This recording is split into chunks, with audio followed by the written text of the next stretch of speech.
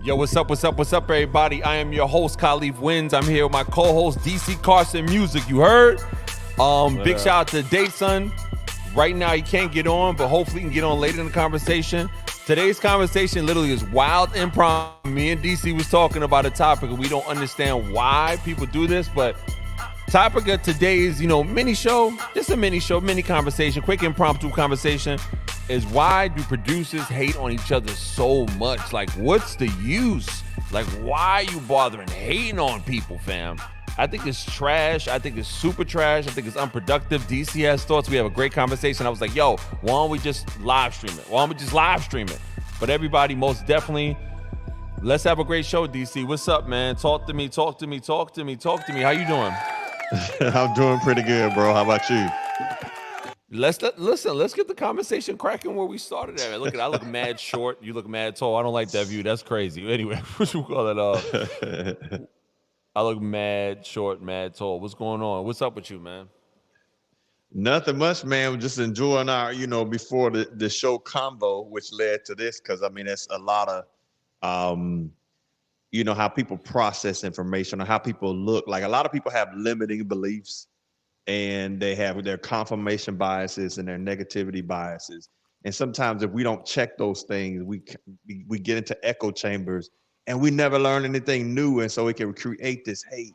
Like I think, even we were talking about, like celebrating one of your friends that got something great happen for them. And the thing that I've realized over life is that, when you see something happen to somebody that, you're close to, it does one or two things. It either encourages you or it reveals your heart. Because if you're not in that phase where you're happy for people, then at the end of the day is, why aren't you happy for them? And then you can get to, well, what about me? Well, that within itself is a issue. And the thing, man, I'm just saying, like with people out here hating on each other, you're right. It's like, what's the what do you gain by, hey, I don't like this person, especially somebody you don't even know that you just interact with on social media. I don't get it.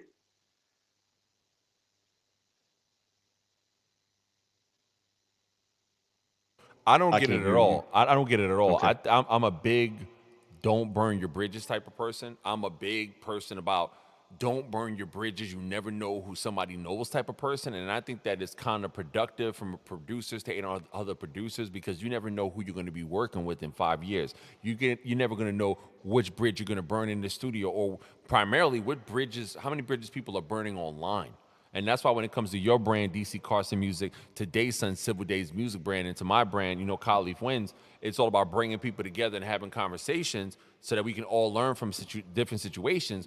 But when I see the vitriol online, and mind you, everybody, the reason this conversation really came about, me and DC was just talking. And most of our conversation on the phone is better than anything that we can post online. But especially most of the conversations between every time we have a Making Better track show, and then it goes to the after show. Me, Dayson, and DC have so much great conversations after the show that the after the show should be taped. Like, real talk, the after show should be recorded, because it's just ridiculous. But hopefully Dayson can come on here. But I think that people are really burning bridges online. We've noticed a lot of feedback, especially from the videos that we've posted, and there's a lot of people that really like this version of conversation. But when it comes to online, we notice, like, dag, if we ain't talking about equipment that's coming out, and a lot of producers just focusing on the equipment portion. Oh, what new equipment comes out? Then it seems like the conversation stops for most places online. They want to stay online in that one place. What new equipment is coming out? But then when the equipment comes out, what you gonna do with it? And then when somebody gets equipment, oh, that sounds whack. Why you hating, fam? Like, really, why you being a clown? Why you being a circus clown? And that's the thing. Like, and DC was sharing something that's real important about where he's from in Tuskegee. And I want you to share that again, DC, because that is pertinent information, especially to producers. And just talking about progression. We're talking about Tuskegee in your background. Right. So the thing is, like, when I have conversations with people, sometimes they don't know how to take it. Let's say if you grew up, Marcy Projects in New York, your experience may be different from my experience, which saw a lot of Black excellence. For example, my first flight, having my background as a military pilot, now retired, was with a guy named Alfred Anderson. And he was the one who took Eleanor Roosevelt around. She asked the question, can Negroes fly? He said, I'll show you, and took her for a flight or did a couple of traffic patterns around Moulton Field. Not too long after that, you had the program money invested into Tuskegee Airmen. And so, but because he learned to fly because it was illegal. So he begged, borrowed, stole, and whatever it is to teach himself how to fly, which is phenomenal. And the thing is that I grew up on the street that had like doctors and lawyers, that had the police chief, that had the fire chief, that had nurses, that had retired military veterans, that had all kind of people. And then, even going up on a university and learning to swim, even though they say we don't swim. Well, we learned to swim. We did all kind of stuff, with sports. It was just excellence. Even my mom, going to Tuskegee. Can you hear me? No, I'm listening. Okay, even in all of that, so it was kind of like seeing skilled and excellent people doing things. So like a lot of folks will look at stuff, well, what they ain't let us do, or like they talk about like, with Tulsa and the burning down of Black Wall Street. But then for me, it was like, but I saw people do things, I saw people do great things, and that's my thing. So if I'm saying something to you, it's to encourage you. It's not to put you down. It's to sit back and say, I saw excellence, and I saw a lot of people who did great things. And it's kind of like, why not that's going to be my frame. Now I understand, I've seen what it's like seeing a grandmother, lived in Robert Taylor homes in Chicago. So I've seen what it is on that other side. But the end of the day it's that, building each other, building a village. It was a village that I grew up in. I mean, the same village we used to watch the Commodores play on a flatbed truck, on Saturdays. So and that's always going to be my frame of reference is I see what we could be, and I'm going to always question, well, why won't you be? And that's the thing, like, producers, we've said it repeatedly on different shows. We are all producers. Unless y'all got $10 million sitting in your bank account, unless you got 10 Grammys, I think we all are at the same level. Let's talk about that. I don't care if you got 100 placements. I don't care if you got no placements. If you love to make beats, we're all in the same fraternity of producers. But let's talk to people like us, like you and I, DC, and like Dayson, because we're going to keep on bringing up Dayson's name, even though he's not here today. But this is impromptu. This is not his fault. He has things to do. He got a lot of things he got to handle. But real talk, what are you doing to lift up the community, because it'll help you build your business? And again, we're addressing the online hated producers versus producers specifically. And I'm sorry to put this out there. Facebook groups are toxic environments for certain producers. Certain Facebook groups are toxic environments, and especially when it comes to gear, there seems like it's like digital gangs right now. Like, it's like, oh, you got your MPC groups, then you got your machine groups. But when it comes to SP404 groups, and we talked about this before, that's the most supportive community, one of the most supportive communities of producers. They learn, they share information, they grow, they release projects, and they release projects in SP404 groups, and they really encourage each other to do so. Then you got the OP1 groups, like the Teenage Engineer and OP1 producers. That's a good encouraging group. Then you got Ableton producers, and I'm part of Ableton gang, you know what I'm saying? Even though I have the MPC, but it's like Ableton is a supportive community, and I'm just like so annoyed as to why is it the MPC and the machine to a drum machines more of a supportive community. More of a supportive community like Roland SP404 community and like the Ableton community, so on and so forth. And even the lo-fi production community. Here's let me give a definition of a great community. And I'll use the SP404 community and the Ableton community as an example. SP404 communities, when you go to whether it's a Discord, whether it's a Facebook group, whether it's a forum, they're like, yo, this is fire. Great, good job. And they always go, when are you releasing your project? That's a helpful community. Then when that producer releases his beat tape or releases his project, then those producers share it for information from the community. We all have drum machines and beat machines that we all love to produce. We're not saying that all producers hate on each other. No. We're addressing that small population of people, which might seem like a bigger population, but those anti-community minded producers that are just saying, let me hate on somebody else, let me hate on somebody. No. We're talking about solutions regarding that. And I'll give you guys examples in a few, but I want DC to share about other communities that he may know about that are real positive communities for producers, whether it be samplers or musicians or things of that nature. Well, the one thing I do want to add on to what you were saying, as far as we hating on each other, because It's a true thing you don't know. And something I've learned is that, friends come and go, but enemies accumulate. And y'all have heard me say that before. You'll hear me say that quite often. So some of the communities I've seen, definitely the SP404, one of the reasons why it gets the updates that it gets, because they're listening. I see that, within the Cubase, there's some good stuff. And even though the Cubases, which is which is on the iPad, is small, but there are some help. I mean, it's extremely small, but there are some helpful things. I watch and see people with the retro like that. You've seen it with the Ensoniq ASR10. You ask a question, people are going to generally respond, and it's not a whole lot of hate. It's just a love for that piece of equipment. So I like those communities, but I will tell you this: oftentimes the smaller communities are the better communities. So to break that down, why do you say that? Why do you think that? Because I think sometimes that can be clutter in numbers. I mean, certainly seen the story of Gideon, and if people don't know, was he had a bunch of people, and he was able to fight like armies of 10,000 with just 300 people, because you want the people that are motivated to make it happen, not the people that are just there. And that's why I look at it, is that some people are just involved. Like, if you look at some of the stuff, sometimes like when I look at threads, and especially MPC, it's more so of what Akai needs to do. They need to have this or they need to have that. And it's just complaining, going back and forth, and people just shooting each other down versus, hey, I'd like to see this, or hey, check out what I did with this. And so that's why I think those smaller communities, like even the group that you started, that it's not as big as the other groups, but I have learned a ton because the people want to be there, and it's not about fanboy stuff. It's about actually working as a community. Again, numbers don't make a community. It's relations build communities. And that's what it is. It's about relations building a community. Let me give you guys an example. Now, again, let me show you like one of the healthy communities that we're talking about. And I want to talk about another issue. Don't laugh. Y'all know what I'm going to talk about later. You know what I'm saying? What DC share with me later. But let me share a good example of a community. Here's the SP404 community. Let me share this right here. Oh, boom. There we go. There we go. Okay. Now look at this as I go through this real quick. This is one group. Look at this. Helpful information. Hey, which ripcord do I need? Boom. They shared information about a ripcord for like external charger. A project, sampling lane on SP404. Look at the comments. It's just only 2 comments for 2 weeks, but holy cow, this thing is immense. Yeah, I get mine on the 3rd. Like, people, it's more of a supportive community. Here we go. A video on it. Let's just look at the comments. The comments tell everybody looking to buy this. Just figured out how to rush a snare pattern. It's like information is helpful. Can anybody tell me how to get a guitar amp sounds? And then they give information. Somebody playing the beat. I've been working on a cheat sheet for the SP. Great helpful information.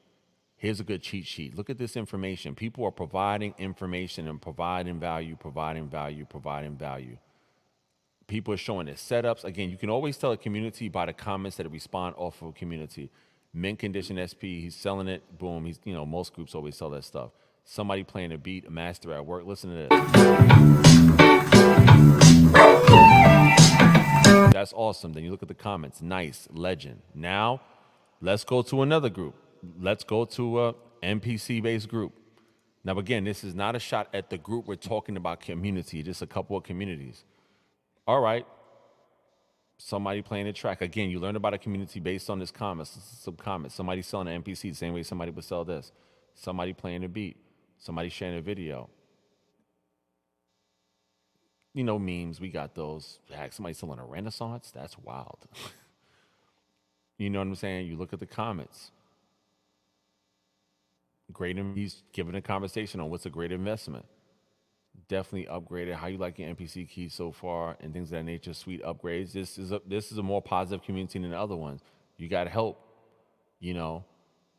Somebody's asking a question. Then you got the robust conversation on the new gear. Yes, in terms of the MPC XL. I don't chase it as MPC. Me personally, I have my wallet. See, this is a more so helpful community.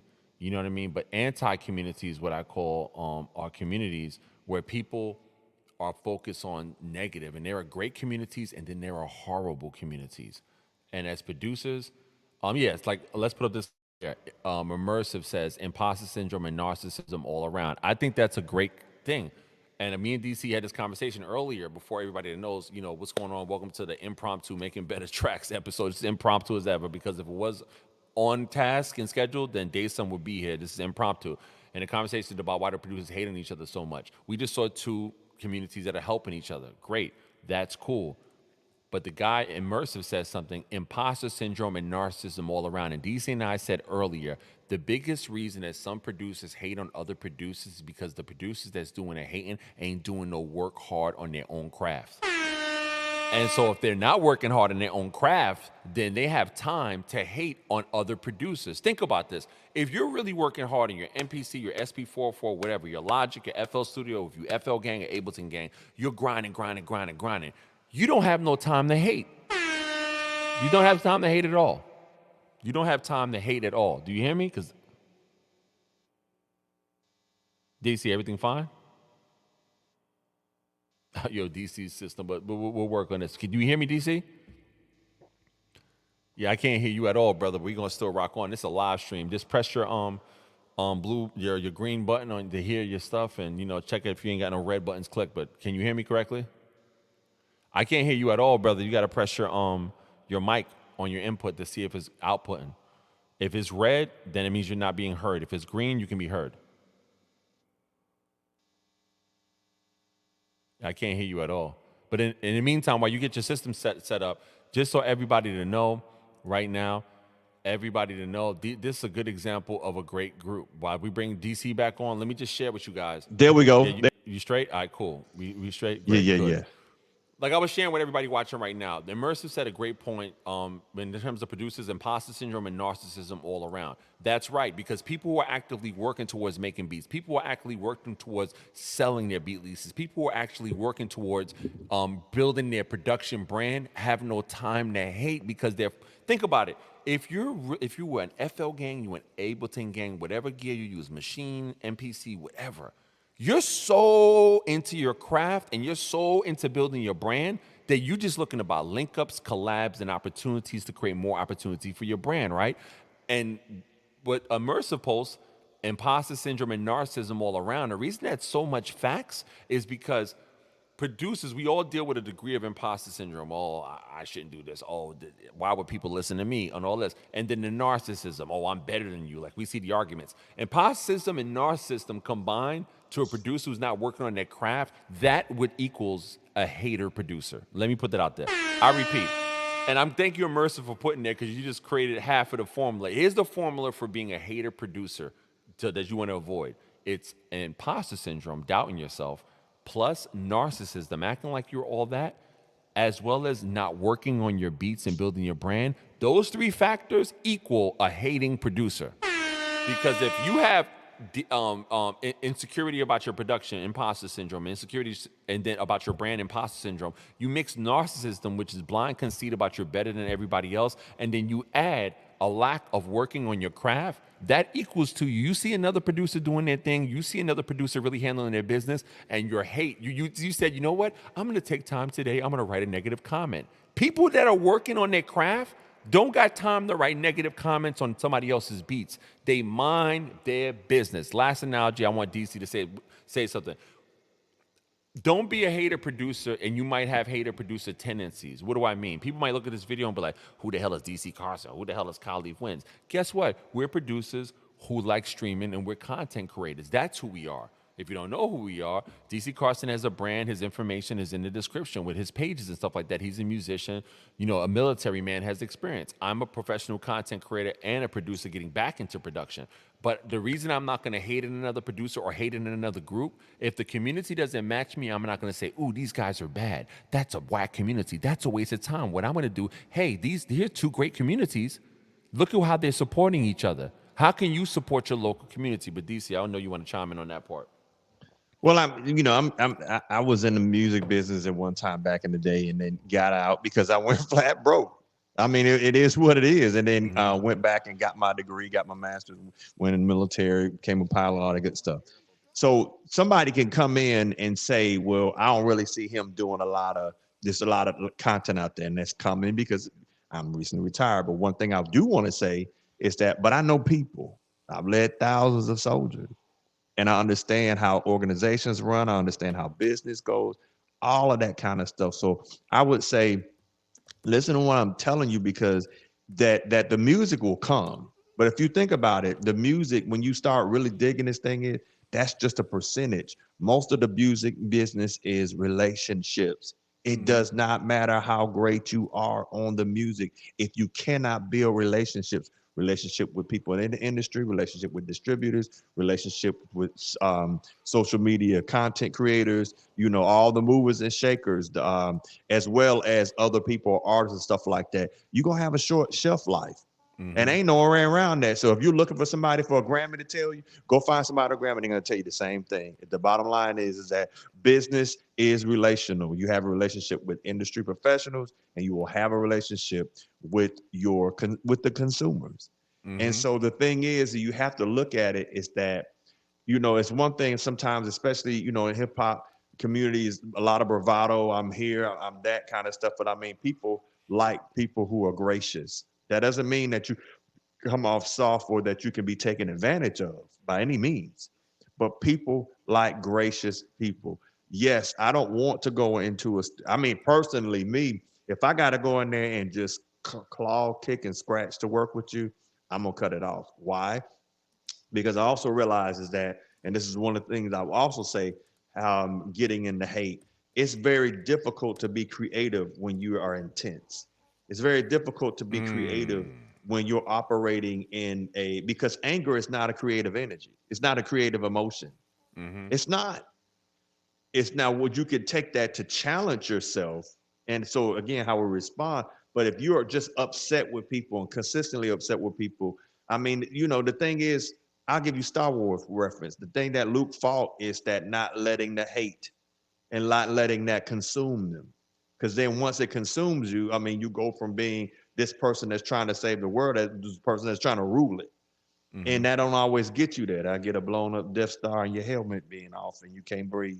And Ewoks sitting around, dancing around on your burning body because you Yeah. did at the end of the day. But that's kind of what I'm saying is that you got to be careful because most people can't master or harness. I mean, football is a violent sport, but certain positions, if you sit with anger, man, it messes up the clarity of thoughts. So you got to be careful with that. And if you always are hating people, I promise you, the minute you get down, they come curb stomp.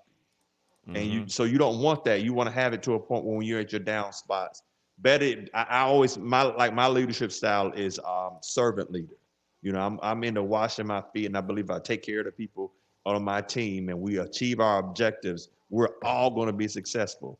But if we start hating on people, then it becomes I mean, think about it. In this community, we had beefs, folks hating on folks, and people died. Yeah, I mean, listen. This is why you guys should follow DC Carson Music. His information is in the description. Follow his YouTube channel because he has videos dropping. And this is what I like about talking to DC because he has 2 decades plus of military experience. And as a hip hop producer, that military experience is valuable because it could tell us how to tackle real issues in our brand and our business and with our production. And he's a musician. So he ain't like me. I make tracks, but he's a musician. But we have two different skill sets. But he has the military analogies that he gives towards the content is why you guys should follow and support him now. Um, brother, I'm gonna say this. Let me just share you like a synopsis, I guess, of what people are talking about, especially online regarding hating producers. I'm gonna share that right quick so you guys can see what's going on, what's Do going it, do it. on, what's going on. So you can check this out right here. People's opinions about I never understand why some producers. It doesn't make any sense.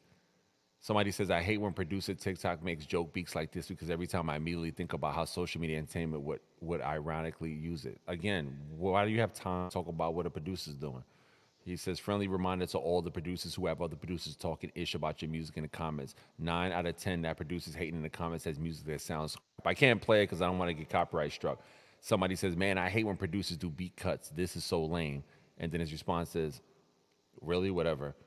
Then here's check this out.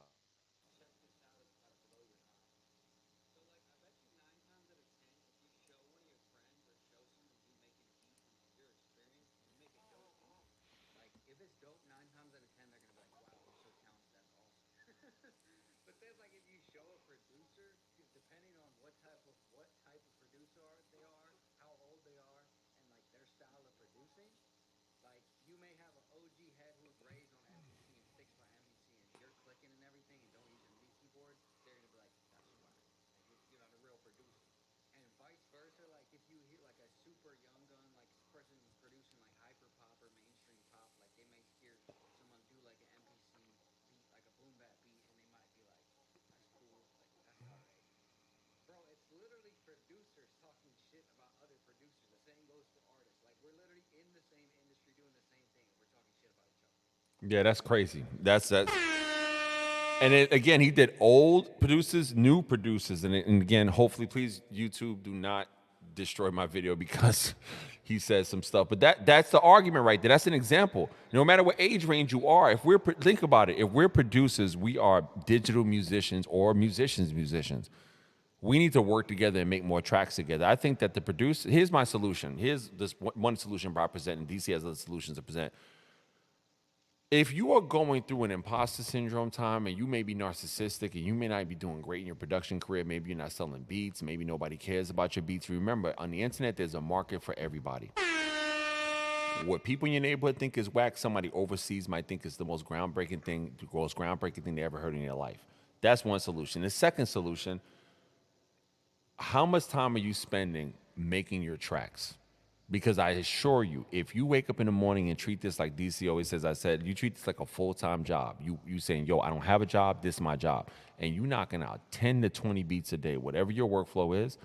After you knock out the beats, guess what you gotta do? We gotta mix and master it. If you use I great, we can instant quick mix, put the rough out. You sell the beats, and then after you post the beats for sale, then you create your videos for the beats. By the time that's an 8-hour day.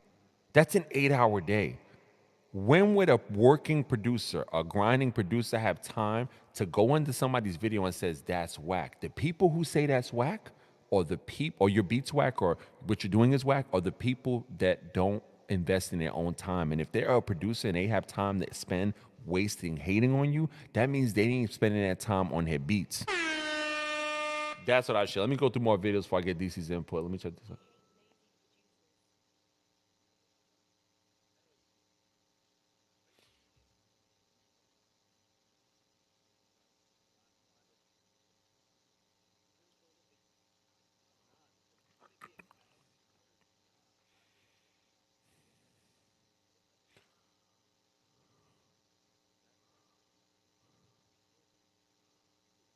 Word. Like DC, we can talk about that right there. Like that's another thing. Producers, stop letting everybody give their opinion, even if they're other producers on what you doing. What you doing is what you doing. DC, please. I know you want to discuss it as soon as you heard him talking. I can feel it. What do you got to say towards that? I mean, the reality is one man's art is another man's treasure. I mean, at the end of the day, and that's how I look at it, is that, you know, going through all that, again, you just got to pull back and say, what's the end goal? What does that get you? Does it get you further to your goal? Does it keep you at the same spot? Or does it take you further away from it? And anything that keeps you at the same spot or takes you further away, it ain't worth it. I mean, really, it is, and it's just like I would look at it for, when you talk about like solutions. If I was sitting there and say, "Hey, I like this person, I like this," like I was like, "Why don't y'all just form together and go, hey, you know what? You're better at beats. This person's better at mixing. This person's better at writing verses and stuff like that. Why don't we just create form us a company, and why don't we just create a production team?" And we can do sync license and all that. And then some people may say, well, hey, I ain't really good at the music stuff, but I am good at like getting sync license. I'm good at marketing them stuff. Why don't you form a freaking label? Why don't you just get together and just say, hey, I'm like if I'm an individual producer and something from military as well as in college, you have to do, because it's a business, even though it might be one person, what's called a SWOT analysis. And what you're looking at is your strengths, weaknesses, opportunities, and threats. But one thing I realize is that most people do a bad job on their weaknesses and their threats, because nobody wants to look at where they're weak at. And everybody wants to believe that nothing is a threat because they got it going on. that's a horrible way to do it because that's a blind spot. So being able to, instead of hating on producers, why not look at you and do a self-analysis and realize, instead of getting into destructive criticism, get into constructive criticism and self-analyzation and go, hey, I need to have X, Y, and Z. These are the skill sets I need. And then some other people may need that. And y'all just get together and talk it out and mitigate, because really the thing, build you a village, build you, instead of digging foxholes and trenches to fight, why not start putting up building gardens and make a village where everybody eats? That is a bar. Say that one more time if they didn't hear it. Say it one more time. I said, instead of digging foxholes and trenches to start a war, why not build a garden so everybody can eat? You producers, you hear that? Instead of hating, why don't you build bridges so y'all can make bread and collab with people? Real talk. I just talked to DC about this, and I'm Dayson when he sees this, and we'll talk to him later. Like, I have a great show here. They have great individual shows. Hey, guess what? Let's just do a collab beat tape. TuneCore. You know what I'm saying? We can split the fees, TuneCore, and do that, and just do it. Because think about it. There's 12 months in a year, right? There's 52 weeks a year, right? If you're a producer, the more you collab, the more you have opportunities to create newer opportunities to lift up your brand. Why don't you just collab twice a month? So 2 times 12 is what? 24. Imagine if you came out with 24 beat tapes in a year. What do you have to lose? Say that quote one more time you just said again, DC, and that proves the point. Was that about instead of digging foxholes and trenches to start a war, why don't y'all get together, build a garden so everybody can eat? Everybody can eat. We are, that's the thing. I say this to content creators, I say this to other producers. I'm primarily a content creator, and I'm shifting and starting back into production. If you are a content creator, you are a person that's creating content, or you are a producer, you are creating beats. And if you're saying, I want to make a living off of my beats, then why don't you collab so much and put your stuff on streaming, put yourself for direct sale, create so much product that within 52 weeks, within a year, by the end of that year, you'd be like, yo, I'm getting money off of streaming. I'm getting money off of merch. I'm getting money off of direct sales of beat tapes. I'm getting money off of sync licensing. I'm getting money off of all these sources. Again, real producers that really want to make a career out of production don't have time to hate on other producers at all. Like when I was a kid, the dudes that would criticize a whole bunch of dudes and be like, yeah, he think he all that. The person that they're criticizing is the person that's bagging all the fly chicks in the hood. They ain't got time to be thinking about the dude hating on him in the corner. I'm smashing something sexy. Why do I care about what you feel? And that's the same thing. Are you smashing them pads the way you smashing the keyboards when you hating on another producer? I'll say it to be clear. Are you smashing them MPC pads, or are you getting them beats in FL? Or are you just smashing the keyboard, hating on other producers online? Stop wasting your time. Stop hating on other producers. If you really want to put in the work and you really want to brand yourself, like again, him and I are branding ourselves individually. I'm a content creator and a producer. If you really want to brand yourself as a producer, and again, I'm not saying this from the place of, oh, I made it. Oh, I'm this. Oh, I'm all that. I'm a grinding producer like you watching this right now. I'm on my grind. But the reason we came out with this video and this conversation is, why are producers hating on other producers? And it seems like the answer resoundingly, DC, is that the producers who don't work on their own craft and don't pay attention to their own business and not trying to make moves, and the producers that are broke are the ones that are investing false time into hating on other producers who are doing the work and mastering their own craft. Let me just share this real quick. I'm just going to keep it here, get to this. Look what this person just said right here. They said, the amount of hate in the producer community is whack AF. Being critical takes away less effort than giving praise. We need to be bringing each other up and showing each other love instead of bringing each other down. Somebody else says.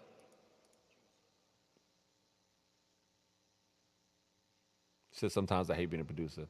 Yeah, because you hear sounds everywhere. You're like, oh, that sounds fine. That's all of us. When we hear a sound, it'd be crazy like that, right? When we hear a sound, it'd be wild like that. It'd be wild like that. When we hear a sound, anywhere we go, that's one thing that's a dope thing that all producers can understand. When we hear a sound anywhere, we go in. Right or wrong, we go in. We That's right. go in. And this how it was, yo. You want to see an example of how it was yesterday? Everybody, yesterday I had my first recording an artist studio session in years. I let that gift go, and and this is an example of what that looked like to me yesterday. This is a fire example. Look at this.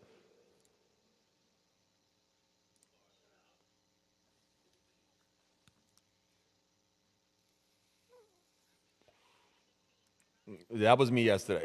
You know what I'm saying? He says, I hate producers, bro. You leave them in 5 minutes, they come back with the most soul wrenches. It's true. We do that. We do that. Hold on.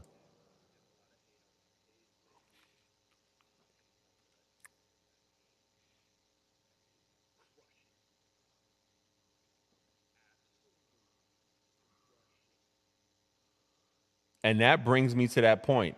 When you are really working hard towards your goals as a producer, or whether you're a content creator or whatever you're doing your business, and you're posting online, hate is an indicator that you're doing something right.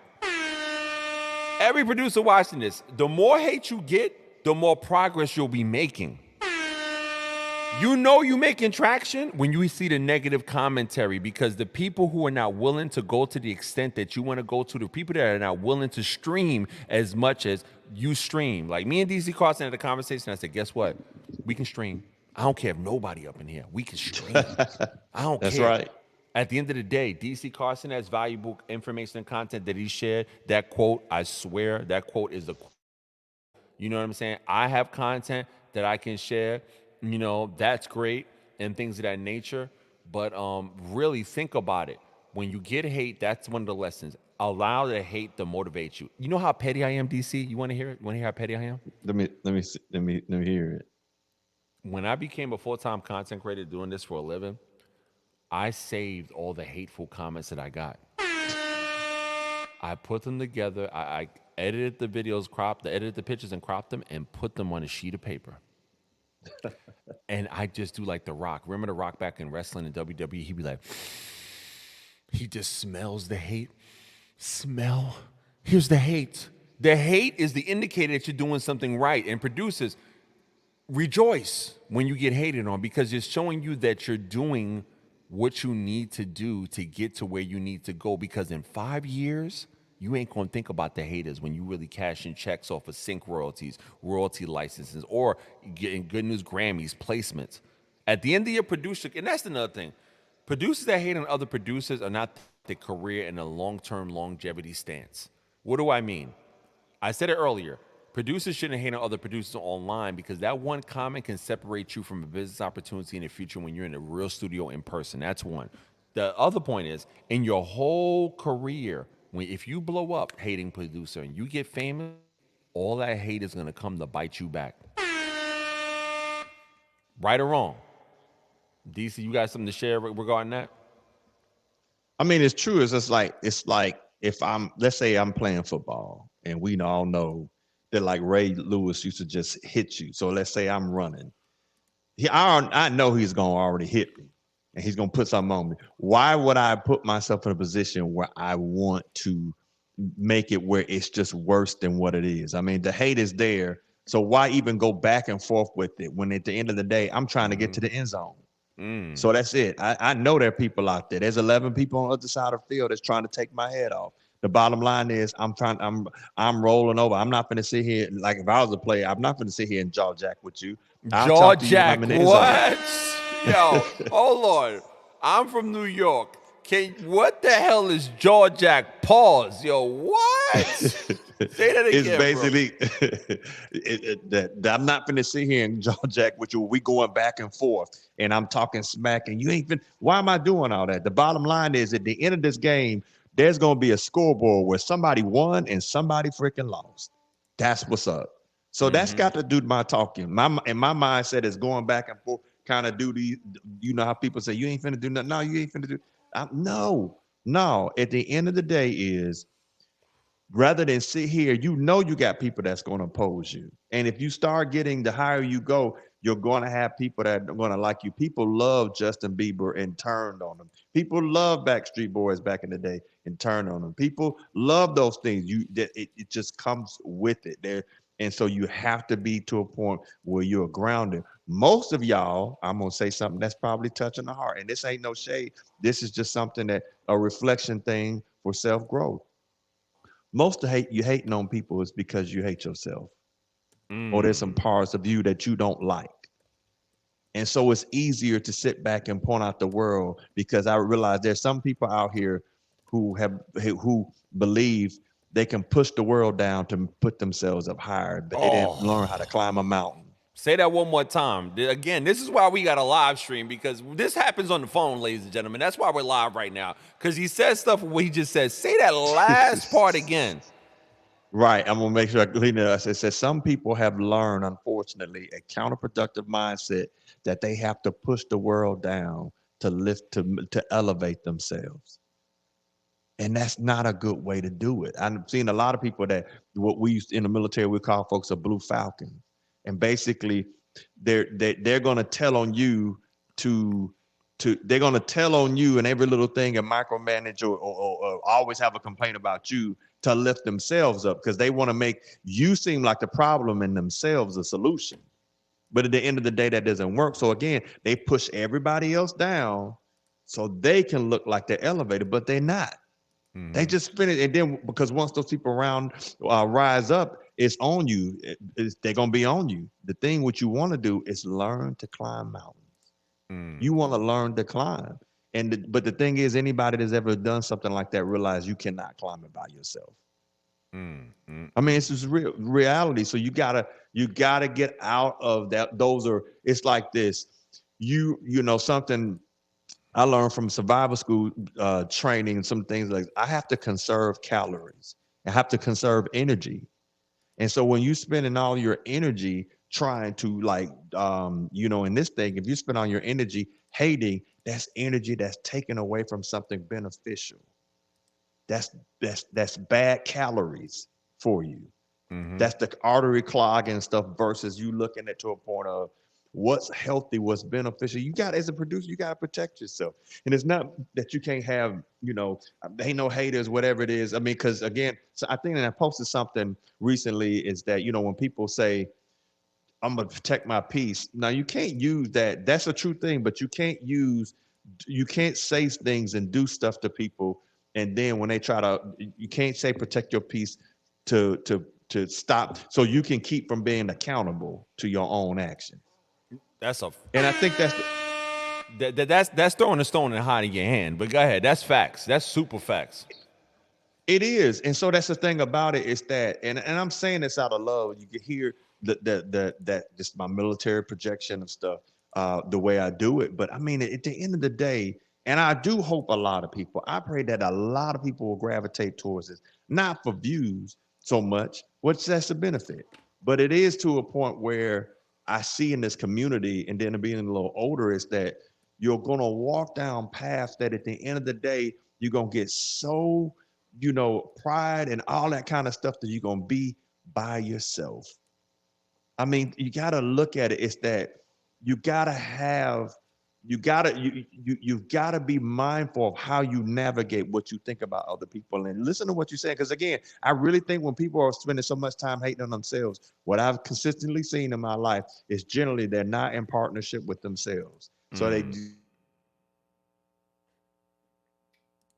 I can't see you, brother. Oh man, his phone is hating on him. Listen, while we look at that real quick, you all right? Can you see it? Can you hear me? Yes. All right, go I ahead. hear Continue. Go ahead. No, that was basically No, you were saying in partnership. That's good. That's brother. Keep that. What you saying is facts. The reason that they don't do this because they're not in partnership. Explain that. Don't stop. They're not in partnership with themselves. So what happens is that you have a counterproductive mindset where I'm not happy, so I must look and I see somebody that may have something I like or doing something I wish I could do, even if it's just perceived and it's not real. And then so you have to begin to speak stuff because sometimes we also are so used to getting attention. Like let's say if you have issues with your parents, sometimes negative attention is good attention. And so people will act out. And they've been doing that all their lives. So now they're older and producers and stuff. And it's like, well, I have to say things. I've got to always be negative because that gets me attention. But I'm telling you, Go to an old folks home. What? You know what that means? What does that mean when go to an old folks? That when you sit back and you spend your life hating on stuff, there's many people that will sit there and nobody comes to visit them because they pushed everybody away. They were full of hate. They were full of all these things. And now you're living your last days because you spent your best days hating on folks. Bars. Yo, this is why everybody should follow DC Carson Music. Again, this is not a shameless plug. This is what I'm talking about. The producer community is a variety of community with people with different personalities. The reason that I always bring DC on, to my lives and stuff like that, I'm looking forward for him to bring me on his lives, is because he has that other side of perspective in production. It's not just about gear, it's about musicianship. It's not just about musicianship, it's about wisdom in that type of mindset. And what he said was true, because when I was in college, I interned at an old folks hospice. Where people are at the last wings of their life. And, I got a bachelor's in science, and I'm proud of it. You feel what I'm saying? Wilberforce University, First Historic Black College, And I was interning at the hospice, and I would see old folks who really were just at the end of their lives, and they really, really, really, really were regretful in how they pushed people away and how much time they wasted hating on people. And as producers, the one thing that I want everybody, well, there's many things you can get from this, especially when DC start talking. Don't let them talk about the warrior in the garden, boy. You're going to take it. You know what I'm saying? You know what I'm saying? But that's what I'm saying. This is a conversation between two producers. We ain't saying we famous. We ain't saying we know everything, but we all in the same fraternity of producers. When you're hating on another producer, you're wasting time and you're burning bridges. You're screwing yourself over twice. Let me share some news that most definitely everybody's going to talk about it on the internet, but DC put me on to this news. I'm going to show it, then DC's going to respond. If you know, the word is waves, and you know what happened. Thank you, DC, for putting me on to their retraction. Check this out. Waves. They posted, here we go. I'm refreshing my page. They reposted their retraction of what happened. Let's read. Dear Waves community, my name is Mir Shalshusha. I hope I'm not butchering your name. I'm the CTO and co-founder of Waves Audio. Over the past few days, many of you have expressed concerns about our decision to discontinue perpetual plug-in licenses and our move to exclusively can we rewind this, Khalif Wins? What's going on with your brain? Locate your verbal brain, pause. Locate your mindset. Okay, let's start over. Over the past few days, many of you have expressed concerns about our decision to discontinue perpetual plugin licenses. Woof, said that in one swoop. And our move to an exclusive plugin subscription model. I would like to start by apologizing. Woo, that's big for a company to do. Big to apologize. By apologizing for the frustration that we have caused many of you, our loyal customers. We understand that our move was sudden and disruptive, and we did not sufficiently take into consideration your needs, wishes, and preferences. You know what? Big shout out to a big company saying that was huge. That was huge. We are genuinely sorry for the distress it has caused. After respectfully listening to your concerns, I want to share that with you that we are bringing back the perpetual plugin license model side by side with the new subscription. Shout out to y'all.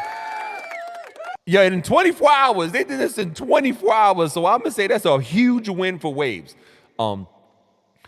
We are currently putting all of our efforts into making perpetual licenses available to you again as quickly as possible. In the meantime, you can keep up-to-date information on our news page. This is what I'm talking about. Every plugin and music production company needs to pay attention to Waves, like really manning up or personing it up, whatever it is, and really showing that they're really making strides. Okay, he says, I would like you to know that we are committed to you, our users. Look at that, bars. We listen to your feedback, and we will continue to listen to you. Waves is a company filled with users and creators just like you, and we are all passionate about the products as you are. With this in mind, we will strive to find a way to make things right by you and hopefully regain your trust. Oh my God, bro, that's a fire company admittance of doing a wrong. This is how you retract the statement.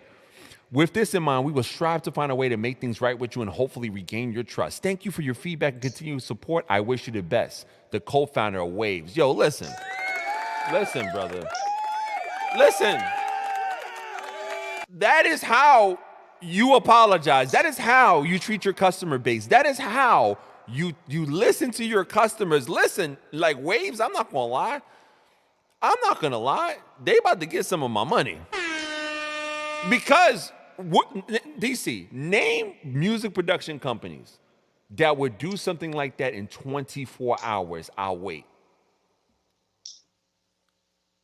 You know, that's the smaller ones. I can't think of. I would hope that some would, but right off the top of my head, I can't. I Exactly. can't. And that's how plugin companies, please be put on notice. This is how you communicate with your customers who have spent thousands and thousands of dollars with you for years. That's how you retract the statement. What, like literally, I literally want to go back to certain areas in that so that I can show you that real quick. Look at what he said. Look at what the co-founder said. Let's look at the. I would like to start by apologizing for the frustration we have caused many of you, our loyal customers. We understand our move was sudden and disruptive and did not sophisticately take in consideration your needs, wish, preferences. Bro, that is mature. It says, I Right. want to share with you, we're bringing back these licenses. It says, I would like you to know that we are committed to you, our users. We listen to your feedback and we continue to listen to you. Waves is a company filled with users and creators just like you, and we are passionate about the products as you are. With this in mind, we will strive to find a way to make things right by you and hopefully regain your trust. DC, that is well written. Even if they didn't That mean it or not, they 24 hours, DC, 4 hours they responded. See, that right there is fire. I'm looking at it. Bring back the perpetual side by side with the new subscriptions. Again, you'll be okay. So looking at it, very nice, absolute, well written PR. I like it. And guess what? Even if it's PR, you know what? Let's say they didn't That's the believe way to it. do it, though. That's the way to do it. Say it again, DC.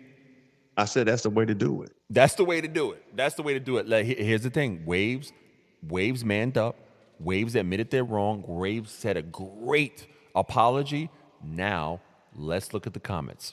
Let's look at what they said. Here goes the comments. A person says right decision. Another person says this is the right move. Listen to your customer base. Somebody says, "I cool. I'm not anti-subscription at all. In fact, I signed up to try the studio verse. Great." Somebody says, I appreciate that you gave it the consideration. Then somebody says, if Waze has a company filled with users and creators like me, this subscription-only concept would have never reached a roundtable decision make. Great reason, but I think Waze needs to seriously do some leadership spring. Bro, people are never satisfied. Bro, like there's all producers watching this. There's always going to be somebody that hates, no matter how much you apologize. Somebody said this was a brilliant way to get everybody talking about waves again. Touche. Again, this ain't that serious. Somebody says, I'm glad you listened to your customer base. Somebody says, good to you and listening to customers. Somebody says, I'm glad you rethought the subscription decision. Somebody says, right decision. Another person says, well, this was the first I was hearing of it. Another person says, no company has caused such excitement as Waves did with a subscription solution, which shows a huge number of people that this is a favorite important to the company. All right. Somebody else says, thank you for listening. I'm happy that you are venturing into a new model. Somebody says, I don't care what anyone say. Waves plugins are good. We're not here for that conversation. Somebody says, good move here. Although I personally saw the value in the subscription model. Great. If that's for you, that's for you. Somebody says, I think the subscription model and the perpetual license can coexist. Each have their crowd. Here's a question I have after I read that statement.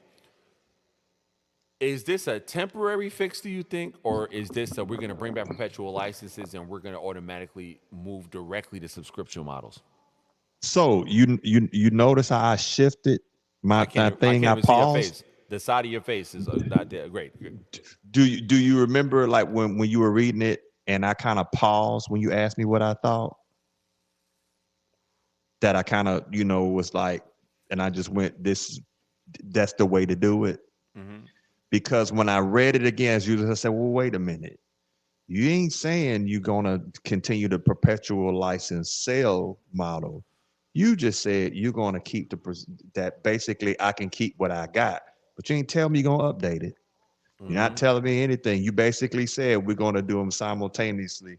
And so that's kind of now my question is, okay, because I have Waves products and they're SSL out of all the SSLs, even though I have the Slate, I have Slate Digital, which is subscription. It is a subscription one that I think that's going to be my question is, well, am I going to get updates? Am I going to have that? Or did the can just get kicked down? This is the way to do what they did now. Unfortunately, as I was sitting there looking at it, a lot of folks that say, I'm not longer going to be a participant. But guess what? They said that same thing about Pro Tools, and and Pro Tools did take a hit.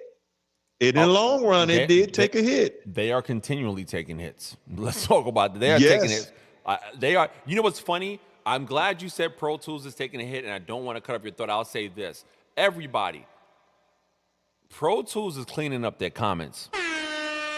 A lot of people are really frustrated at Pro Tools subscription only model and how they're price gouging when you have to renew your subscription and not having access to your tools. You don't believe me? Go to the Pro Tools, go to Avid's different social media pages and look at the comments. Like when you go on, like I'll do it right here. I'll share my screen. If you go on Facebook, I'll share my screen. Sorry, this is my stuff. Let's do Avid. All right, Avid. All right, Pro Tools, Avid. Oh, let's just do Avid, and then let's do, where's that? Avid right here. Avid. You go to Pro Tools. Come on, let's go to anything Pro Tools. Anything Pro Tools. Sorry Anything about Pro that, Tools. folks. No, let's go back. We're gonna go to Pro Tools. All right, cool. Pro Tools. Look at the comments. All right. They got, what is this? Studio Justice. They're giving out sound packs. I guess they're doing this. They're cleaning up their comments on a lot of social media pages because people are not. Look at this. There's no comments, bro. They're cleaning up their comments. All right, let's do 4 comments. This is a board. This ain't about it. And somebody said, is this the new Avid equipment you won't be supported in 3 years? I'm telling you, the Avid, when they went all subscription, they are taking a hit. They are taking a hit. Look at that. Those are reels. Look, a big company ain't got that much comments. Come on, fam. Look at that one comment. Awesome. They just keeping the good comments. Like, you don't think that Avid is cleaning up their comments? Look at this. Reels. They paid somebody to clean their comments. Real talk. I'll just go here. Let's not go here. Look. Hold on. Let's go here. Look what this comment says. Come on. Load up. It says, before, don't worry, it's an easy fix. I know you're super. Oh, see, again, they're just making nice, friendly comments. I'm telling you. But if you go to the Pro Tools Instagram page, look, this is 12 comments. How much is this guy paying to get reposted every week? Again, Avid having just 2 comments on their page when everybody in the industry uses Pro Tools, that's crazy. But then we can argue, hey, maybe it's the social media pages. He says, I would not mind doing a couple of those controllers. Now let's go, damn, do I have Instagram here? Let's go to Instagram and do Pro Tools or Avid. All right, Avid. Instagram Pro Tools. No, Avid, Instagram or Avid. Boom, photos, videos. That's a person's name. We ain't trying to get to you. That's a person's name. Avid, Instagram. Let's say Pro Tools. Pro Tools. And the reason I'm looking for this is I want to show you guys that Pro Tools, like DC said, Pro Tools is getting badgered so much that Avid is removing comments as if they're not getting badgered. Instagram Pro Tools. You know what? Where can I go to, DC? Let me just keep it YouTube. Do they clean their YouTube comments? I bet. Let's go to Avid. Avid. Pro Tools. Come on, don't give me no weirdo page. Avid. I got avid.protools. They got stuff. Pro Tools. Can you? Oh man, I wish I can share your screen. Hold on, let me see. Pro Tools. Media Composer. A lot of Girls Makes Beats. By the way, everybody, Girls Makes Beats is a great organization to encourage young ladies from making beats. I'm glad that Avid did this. I'm low key glad they did that. I'm low-key glad. Let me go to, can we get to our Pro Tools videos? Discover our new Pro Tools channel. Yeah. Now let's see the comments. Where are the comments? Do you have comments? Bro, am I tripping? I don't see any comments. Did they shut down their comment section? Oh, they're at their new Avid Pro Tools channel. Okay, we're at Avid Pro Tools. All right. So let's see. This is 2 hours ago. Are there comments open, bro? Yo, Pro Tools, please don't tell me y'all shut down your comments. Am I tripping? Am I tripping? Up Pro Tools did not even. Where's their comment? Oh, there it is. Somebody said click here and then click here. Finally, I'll be. Oh, this is an imbecile comment. Inbox. Pro Tools, Elastic Audio. Let's check this out. Can you see this, DC? Yes. All right. Somebody said which of these old and new Elastic Studio models best voice, or which exactly Facebook? How about making this again? What I'm doing right now is not looking for something that's not there, but I'm telling you, don't believe me. Look at the hate that you see online for companies that just went perpetual and they're never, went with subscription and never went back perpetual. I think the best company that handled this is Propellerhead with Reason. I'm not going to lie. Propellerhead is like, we're selling this, but there's Reason Plus. We're selling this, but then there's Reason Plus. I think that they have both of them at the same time, but I think every company's going to go perpetual to a particular extent. But what happens if everybody goes perpetual? We got to go back. You got to either pay the fee or you got to use analog gear or external synths, drum machines. So see, one of the things that was why I wound up going back to Cubase, because I'm using all kind of different DAWs over the years, but it was not that I didn't like Pro Tools. Pro Tools is great to edit in, but it was just to a point where it became okay for me to manage all this stuff. You know, as a studio, that's the business side of you got to sit back and say, okay, if I start getting all these subscriptions and stuff like that, what is my cost? You know, if I'm paying for multiple things over the years and then I'm not making any money, it just comes to a point of why do it. For example, for Waves, most of that Waves used to, like, again, you've heard me say I like their SSL, but it got to a point like I don't even have auto tune anymore. You kind of get into these things of, because some people were doing it better. So why I went to Slate is because Slate gave me everything all in one. Not saying I can't hear you. everybody has to go. It's just saying you have to start having a money program. And Slate was constantly kicking out new things that were sounding pretty good, and they were. But ultimately, and again, not saying I'm a a fanboy. I'm just simply sitting here saying it's that which they do have good products. I'm just sitting here saying you have to manage that. So, for example, initially, like in order to get like the total package of you know, unless like folks back in the day used to kind of get it where, you know, I'm not going to say it. I'm just going to say basically pair it on your shoulder, eye patch, ownership, you know, when people got software that way. Mm-hmm. Yeah, just say it Then, that way. That's smart. yeah, yeah. I'm just going to say that's one thing. But then when you start looking at like the total complete bundle to everything, that was like $3,000, $4,000, $5,000. Mm. And You ain't you, lying. so, right. So now when you look at it that way, the 24 something dollars a month makes sense. But then again, most of your dolls these days have the stuff that you can do what you need to do. Mm. I mean, when you come to effects, most of the dolls have it. So like, I wouldn't get why I would do it. And then think about this: if I bought the maximum, I forget the name of the big one that's $4,000 or $5,000, and now you're gonna tell me I got to get a subscription to keep using them? No way. No way. So they had to, because they had too many people that had spent that 3, 4, 5 grand on. I mean, think about it. That was the most expensive. If you got all of it, it was the most expensive effects package on that I know of, unless you went into unless you went into hardware type of stuff. And it was fire. Now, don't get me wrong, but at these days, there's things that does stuff better, cheaper. Mm-hmm. So how did they go forward with it? I really can't tell you. But I did look at some of the comments, you know, kind of going to Pro Tools, that you have to decide. So anyway, I'm gonna pull it this way: is that no, that was not a good, I definitely don't think that was a good way to do it. But there was, listen, and because words mean something. I said that going to subscription the way they did it was not good. What Mm-hmm. they should have done, and that's what I didn't understand, what they should have done was did a $99 for a year.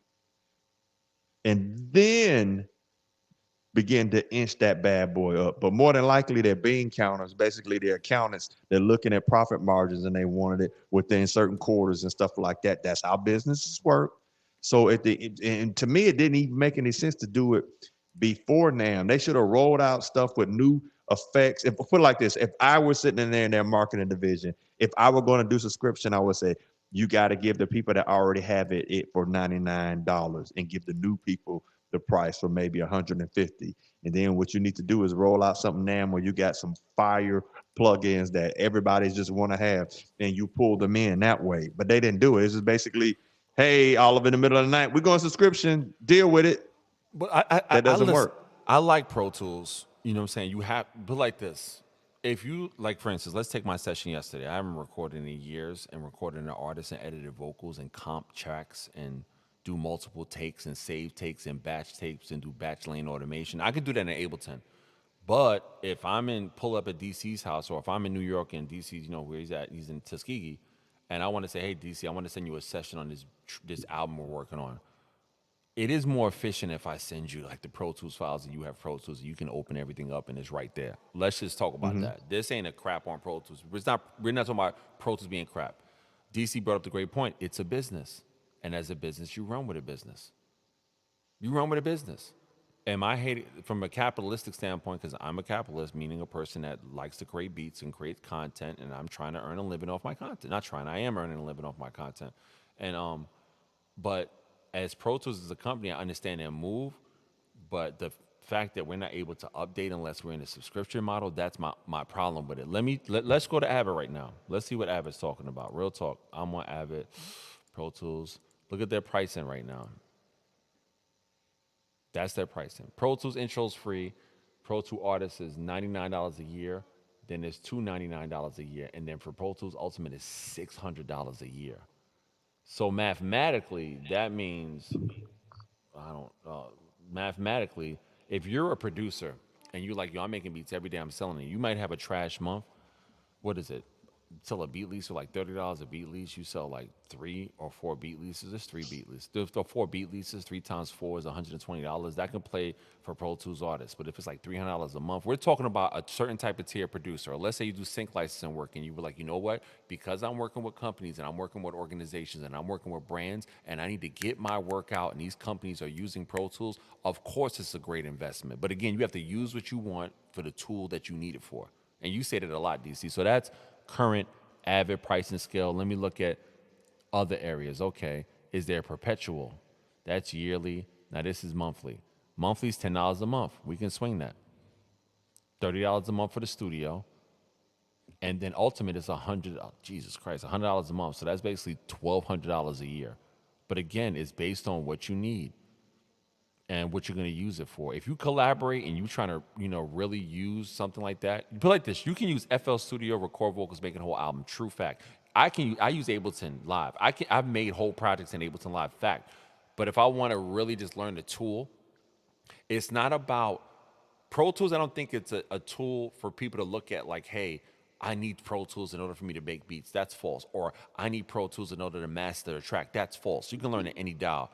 But let's say you want to communicate with other companies and other producers, stuff like that, to have the basis of something that most people use. That's the only unfortunate caveat about Pro Tools. If you tell somebody, yo, I'll send you the Pro Tools session or I'll send you the file, then great. They have that out there. I think because I like editing, and after my experience yesterday, I'm probably gonna invest in Pro Tools, but not at these subscription prices. I'm probably gonna see if I can get a perpetual. Cause look, this is what you get. Like, but it's all like based on like subscription. And see, the thing, what I would say is that if you are, I mean, let's take major artists. If you are like, uh, um, you know, if Taylor Swift or you sitting out there, Beyonce or stuff like that. I mean, or something within that, you are definitely in the Pro Tools arena. You touching it somewhere in there, and it makes sense to do it. Mm-hmm. But then because you don't need it to write with.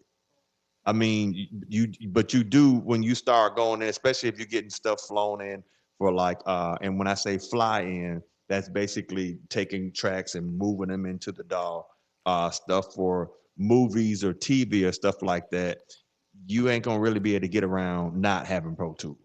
So that's the other thing, which brings us kind of back to that first point I'm gonna tie in, is that you could be learning how to use that DAW instead of sitting here arguing with folks on it, other producers and downing folks. You can be sitting up there getting business. So or learning a new, a new DAW. But I think you have to do it. But that's why I use Cubase, because Cubase has everything in it.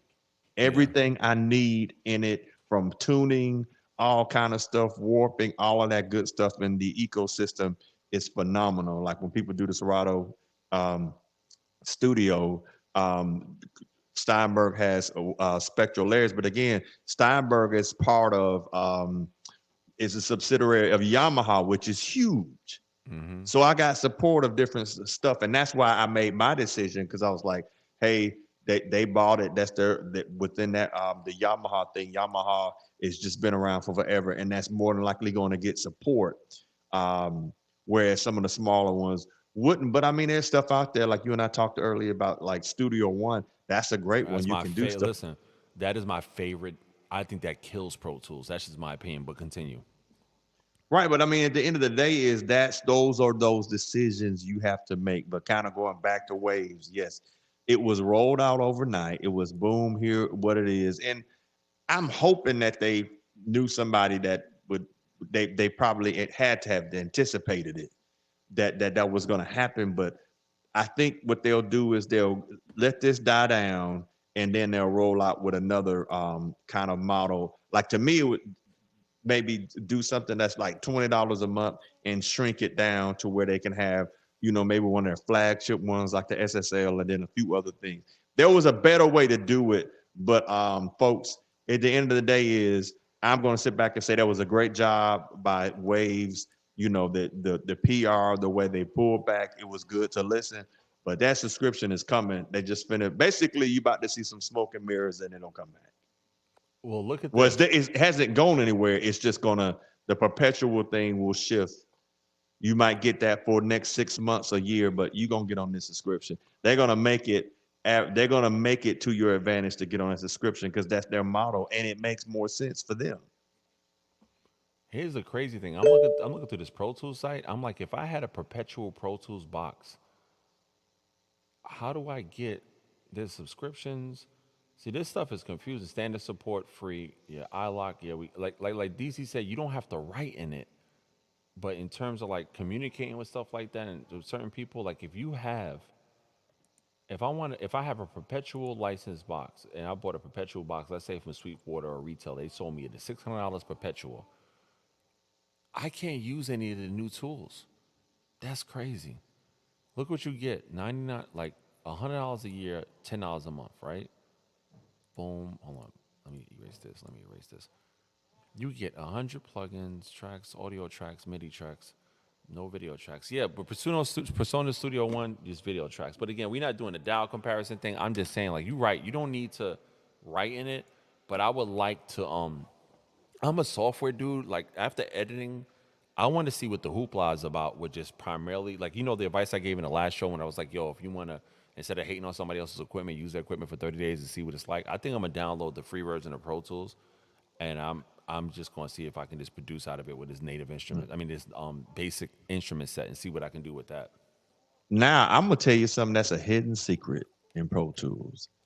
I think that Cubase is better for me for music production.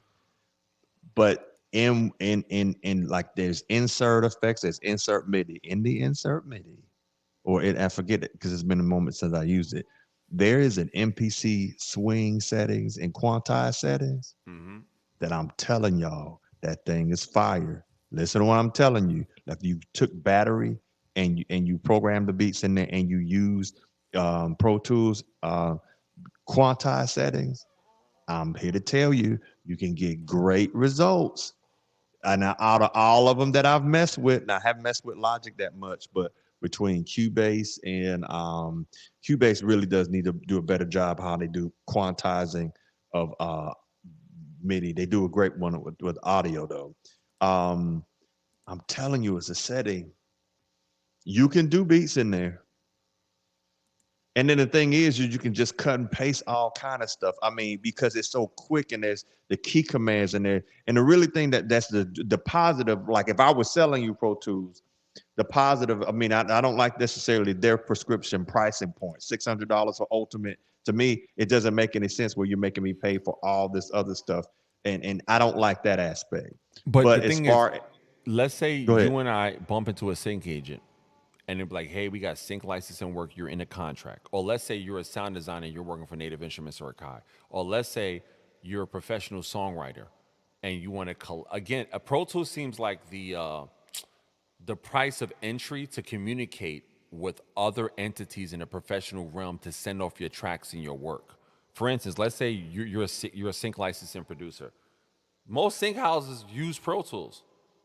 Probably, I'm assuming anybody who knows in the comments, you can put that information there. Now, again, this episode is why the producers hate on each other so much. We turned from that conversation, we provided the solutions, then we talked about the Wave subscription model, and now we're in the subscription model conversation talking about Pro Tools. Not saying we're not doing Pro Tools is bad, Pro Tools is good. No, that's a useless argument. What we're saying is Right. we're at the point of the conversation right now when we're saying, I think it's the price of entry if you want to Not work and do work.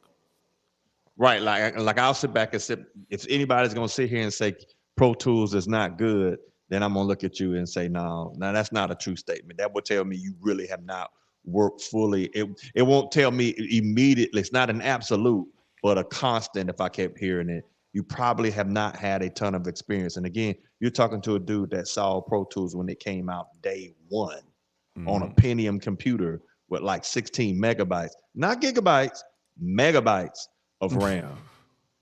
Okay. So I've seen that stuff where you had to have the HD cards lined up in there and all that kind of stuff, or it would not work. So I've seen it since the beginning. Most of this stuff I've seen, but from way back in the day. The thing being is that it's worth it. I just don't like the fact that like Ultimate has everything, but yet their ultimate, some of the stuff they have is what some of the dolls have regularly. So that doesn't make any sense to me. I think they need to merge the two. But again, I think why they're able to do it because they got so many studios that are hooked on Pro Tools. And y'all know, I mean, think about it. Pro Tools was pumping, came out around like 97, 98, that time frame. And if people have been using it 2000, almost 20 years, who wants to learn something new? Yeah, again, but again, I'll say it again. I'll add to that point. You're right. Here's the thing. If you, again, I'll just reiterate it. If you are a professional music composer or a producer, or let's say you're a beat seller and you have a lot of clientele and you are getting traffic, and or let's say you make music for commercials and TV, I'm paying for that year. I'm paying that $600 a year. Why? Because that $600 is basically to use a communicative tool so that I can communicate to these brands that are paying for my work. And it sucks that until the entire industry, I'm talking about different places and different houses, don't have that as the send the information off workflow. You, as a producer, you have to learn Pro Tools. This is my opinion. If you don't, you have to. And guess what? If you know FL Great or Ableton Great or Cubase Great or Logic or so on and so forth, to have the medium to know that, like, somebody's like, yeah, I need the Pro Tools session. Great. I'm a drag and drop the stems, because nothing's worse than somebody send you stems. I don't know if you ever dealt with this. They send you a batch of stems from their DAW, and they're like, yeah, I got the stems, and the stems are disorganized. And then you line up all the stems, and you be like, okay, where are the chorus stems? Where are the verse stems? Where's the track stems? You're like, bro. Again, like we said, you don't have to buy Pro Tools to write your music. It's a communication tool to work with on a professional level. It's called Pro Tools because it's a particular standard. Until PreSonus takes over, which I think PreSonus will take over, because I think they have the better overall product that's not opinion based. We can go product for product on another video on PreSonus for Pro Tools in terms of what it can do. But I think the best investment is Studio One. But if I want to communicate with people on a different level, I need to learn Pro Tools in and out. And I need to work in Pro Tools in and out. But again, opinions are like a-holes. Everybody got them. Now, see, my workaround is this, is that if you are not going to do it, all right, here's my suggestion. And of course, welcome anybody to DM me or whatever to say, hey, I don't agree with you, DC, and this is why. I look at it this way. Let's say, for example, you're in your studio and you build, let's say you have a 20 track session. Mm-hmm. And even though all 20 tracks aren't playing at the same time, I think you go ahead and you start them all at 0. You start them all at 1 until they end. That way, when the engineer goes in there, they'll see the doggone. They'll see what's what. They'll be able to see when the waves come in, and then when it's silent, there's nothing in there. That allows them to cut it whatever it is. But rather than them trying to go, okay, let me drag the chorus, let me drag here, let me drag there. Let me say, if you're not going to buy Pro Tools, then be able to go ahead and have it where you you just have one, starting from the start to when you feel it should be fade out plus 5 seconds. Mm-hmm. That's kind of what you can do. But being an engineer and having that, I will certainly would appreciate, because I mean, they're gonna have to ask you some questions anyway. But if you gave me a clean file, that's fine. Now, if you're giving it to a point where somebody's like, no, I need to see, the different takes and stuff like that. Now I'm gonna sit Mm-hmm. here and go, well, now that puts you to a point where they're gonna go that way. You probably need to learn enough to where you're recording it. Mm-hmm. So if you're working with different places and that you want to make sure that you can, because really it's not so much that you're paying for for compatibility. You're really buying time. Hold on, Dayson, come up in the stream, fam. What are you doing in the comments? Let's look at these comments. Hold on, look at Dayson. You can mix and master in Studio One. Yes, Studio One is fire to mix and master in. He says, my boy did that to me. I didn't retract the track. That's because he sent me 26 stems and they weren't labeled correctly, labeled accurately. Confusing. Immersive says, bigger picture is Apple requiring Atmos mixes. I don't know what the Studio One has on the Atmos side. That is a good point. Immersive, you're the man. Listen, give it up to Immersive. Follow Immersive's page. That is a good point. If you put like this, DC, now I'm going to lean onto your military mindset because I don't have your experience at all. And you're a military man and a veteran, and thank you most definitely for your service. Now I'm asking you for your mindset. When you talk about sharpening your tools and being the best at your chosen field to get the job done, what is that Pro Tools necessity needed in your production workflow, especially for the goals that you have for production? Even though you love Now, Cubase. yeah, I have Pro Tools. I haven't opened it up in a while now. It's sitting here listening to this conversation. I was like, dang it, Frank. I know I need to go back in and get it. Mm-hmm. And I need to go back and update it. And it's true because I don't want to miss out on, put it like this, I don't want to miss out on thousands because I'm scared to spend a couple of hundred. Mm, I that's a mean, bar. that's really, really kind of how you're looking at it. And again, folks, you just got to know when you're ready to step up into that mode. Right now, many of you, especially younger, you're trying to build it and you're doing your own stuff and do things. But I know I want to go in the sync, and I know, and so I have to go. Well, crap. Do I want to start trying to figure everything out and spend countless hours up? Because these people, the thing about that stuff is that they got tight deadlines, so they want to get stuff quick. It needs to be Mm-hmm. ready to go, and the last thing I want to be doing is stemming it out. So at my level, which means that I have made money in the industry and I have the proficiency to be able to continue to make money in the industry, then I would buy it. If I'm a young person with limited finances or I'm a new producer, um, I probably would look at I mean, it don't cost you nothing to get the free one, so at least get the free version, Mm-hmm. but still get in there and learn how to use it. Does everybody need Pro Tools? They do not. But if you know that if you're a one man band, probably you can use whatever you want to. But if you're looking to get into something where you are trying to work with major labels, you probably want to have it. Mm-hmm. Like I would say for Frank, like you living in New York, that kind of stuff, and most of those studios, the bigger ones, and even the medium size, when they're gonna have Pro Tools, most of us gonna have it. Yeah. For you, I mean, you kind of, I'll be honest with you. I'm proficient in Ableton Live. I can master vocals. I can mix down vocals. I can produce. Like I am proficient, 10 years plus in Ableton Live. But our conversation again, it ain't just you. It's just me. I'm like, yo, if I want to be proficient I and I know, want to be man. at a Ah, particular level, I'm gonna have to invest and learn how to produce, mix, master, engineer, and record vocals in Pro Tools, just so that if I show up in somebody's studio, I think about this. Now, this is the reason I know I'm about it in the Prime Pro Tools. You know why? Watch this, DC. You ready? yes. Imagine this. We both invest the next 6 months making everything in Pro Tools, right? Recording all Hmm. our vocals in Pro Tools, knowing the edit and the shortcuts in Pro Tools, right? That Hmm. means we have acquired a skill that we can walk up in anybody's studio, or when we work with businesses or work with artists. Oh, I'll send you the Pro Tools track. I'll send you the Pro Tools track. I'll send you the Pro Tools track. And these are two great reasons that every producer should learn Pro Tools, especially if you're selling beats and stuff like that, or you're working with stem outs and beats. If you have a BeatStars account, yeah, you can sell the beat lease, but then you probably can sell the Pro Tools session at a higher premium when it comes to your exclusive. You know what I'm saying? Like, because it's a professional way. You know, somebody said, Immersive said, Logic wins. Yo, I love Logic. Then he says, paid 200 years ago, and that's it. Yo, listen, from the financial standpoint, I understand.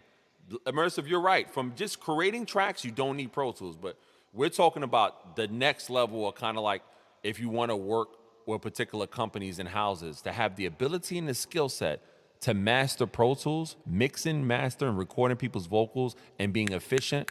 Because the cheat code for all producers, everybody knows this. They talk about it on the internet for years, and it's true. Pulling up to any artist studio session as a producer and say, "Yeah, I got beats." He was like, "Where are we recording in Pro Tools? Sit behind the desk." And I can literally engineer an artist session. That's going to most definitely make me a valuable commodity.